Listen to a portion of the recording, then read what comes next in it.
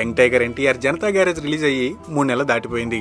టీవీలో టెలికాస్ట్ కూడా అయిపోయింది, కానీ ఇంతవరకు తన నెక్స్ట్ మూవీ అనౌన్స్ చేయలేదు తారక్.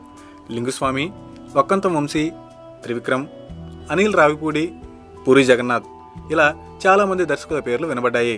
ఈ వార్తలన్నిటికీ చెక్ పెడుతూ అన్నయ్య కళ్యాణ్ రామ్ తమ్ముడు తారక్తో తీయబోయే సినిమాని కన్ఫర్మ్ చేసేశాడు. పవర్తో డైరెక్టర్గా పరిచయం అయ్యి సర్దార్ గబ్బర్ సింగ్తో పేరుతో పాటు పరువు కూడా పోగొట్టుకున్న యంగ్ డైరెక్టర్ బాబీతో తారక్ సినిమా చేస్తున్నాడు. అన్న నందమూరి కళ్యాణ్ రామ్ ఎన్టీఆర్ ఆర్ట్స్ బ్యానర్లో నిర్మిస్తున్నాడు. ఇందులో తారక్ డ్యూయల్ రోల్ చేయబోతున్నాడట. ఇది కామెడీ యాక్షన్ మిక్స్డ్ పక్కా పవర్ఫుల్ మాస్ స్టోరీ కావడంతో story wise hero dual role చేయాల్సి ఉంటుందట.